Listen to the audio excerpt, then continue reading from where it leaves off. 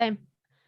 When is the best time for an author to actually create and launch their reader magnet? Is there a right time or a better time? The best time to write your reader magnet is yesterday. The second best day is today. That's a meme, right? So what I tell people is, if you can, the best choice is, I always say bake it in because I'm juvenile. I call them cookies. It's a cookie, the reader magnet. So bake it in. Haha. I'm here for it. My blog's called The Writer's Cookbook. I'm here for food analogies. There you go. See, bring on the food analogies. So if you're currently about to start writing a series or a trilogy, whatever, and as you're writing, you just think, what would be the good cookie for this trilogy? Just whip it off as you're writing the trilogy. And then it's probably going to be finished first. You're not going to have like a $400 cover. It's not going to go off to the editor for 3 weeks. It'll be ready before the books are, in which case you can join a promotion on BookFunnel or Story Origins, or even just put it up on your website. You can run ads to a cookie, all kinds of things, and start building a list of people who are interested in that specific story before the launch, and then launch to, I don't know, a few hundred people instead of crickets, which is always nice. I'm having new authors who come to me before they've published. I'm telling them, stop, park. We're gonna stop the car right here and take a break, and you're gonna just do 12,000 words.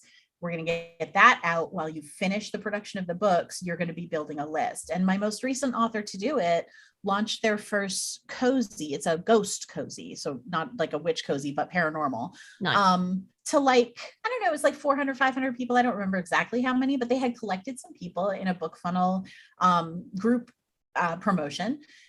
And I would rather launch a book to 300 people who at least I know like the books I write than nothing, And that did fine. They're not setting Amazon on fire. Their book 2 isn't out yet. They didn't make $1 million, but they also sold books, which I'm here to tell you, most people who show up at this point, this late in the indie publishing game, and just drop a new book from a new author or a new pen name on Amazon, nothing happens.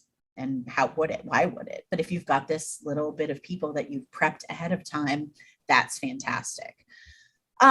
But that said, if you already have a bunch of books out, you're not at the beginning of your journey. So you've got, I don't know, 4 trilogies, say, and you're looking at that and you're like, I can't write 4 reader magnet. I don't have time. Like, this is too much. It's too overwhelming.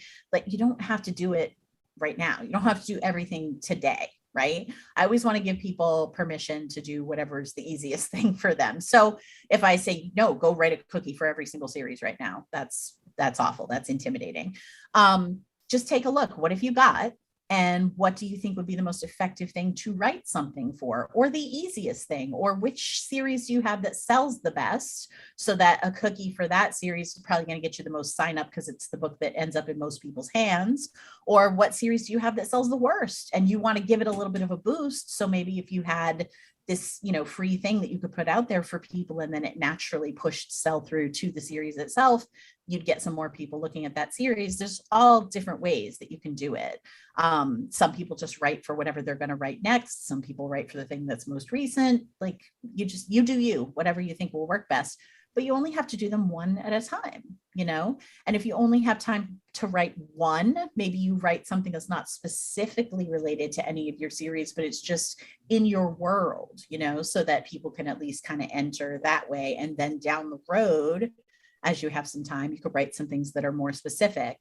The best reader magnets that I see, the most effective ones, are the ones that are very, very tightly aligned with either a book or a series that readers really liked. So that's kind of the ideal there.